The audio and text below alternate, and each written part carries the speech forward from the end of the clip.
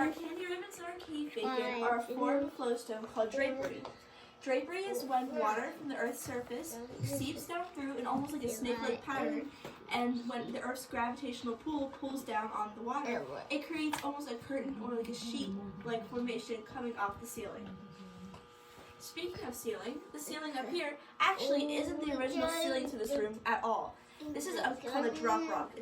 What happened was, millions of years ago, there was a massive earthquake around 9 on the Richter scale that happened, and it broke off this entire rock, creating the ceiling to the storage, to what we call now the storage room. Later on the tour, we will be going on top of the drop rock, but it's completely safe, so you don't have to worry about that. Also, down here, you'll be able to see our red floodlights. What those are for is just another side cavern. I like to say that's where we put our naughty kids who touch the formations. But down there it goes back around 200 feet, and it's a very small spot. So you'd be crawling on your hands and feet for a very long time to really get to nothing. It's very dry air and it's very ragged and sharp rock. So I don't think, me personally, I don't want to be crawling around cutting up my hands and knees for to really see nothing.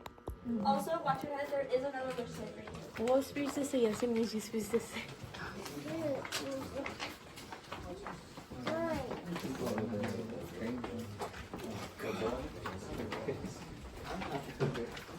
Be careful.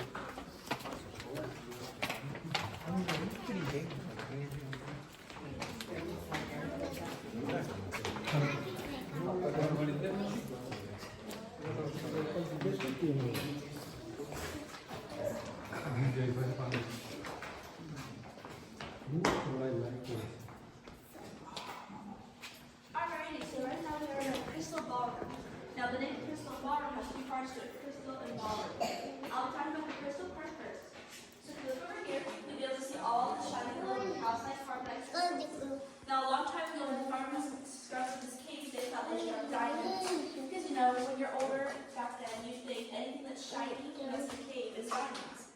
So what they did is they blew out a massive chunk right here, took it to a local jeweler in Kutztown, and to be appraised. And when the appraiser was washing off the crystals, because you know, you don't want dirty crystals, you won't get all your money's worth of it, he realized that all the crystals were dissolving. And that's because sodium carbonate crystals actually dissolve in water, kind of like salt does, or sugar. And that's also why this stuff is the equivalent amount to a handful of table salt, which you put on your fries or your chips and stuff. Which didn't make the farmers very pleasant to hear, but they learned. You'll also see some other form of crystals over here. This is called aragonite. Aragonite is a form that is also called coral, cave coral. It's a form completely submerged in water, other than our calcite carbonate crystals, which form with no water. Now this stuff also proves that the cave was eventually submerged fully in water, and this is how that was formed. Many thinking, well, if that stuff is a water, then how are ours calcite carbonate crystals formed? And it's because if you look up here, it's protecting you almost like an awning over it, or like an umbrella from any pouring rain. If you look down here, you'll be able to see our first column of the tour so far. This column is our strongest one, and it is made from a stalactite and a stalagmite meeting straight in the middle. I'm a bit of a romantic, so it's almost like they're meeting at their eternal marriage, and they'll be able to live together and love forever and ever. The second part of this is that the ballroom part. The reason that it's called the crystal ballroom is one, because the crystals, or two, because there were many events that went on throughout this room. So there were weddings, there were some baptisms, and there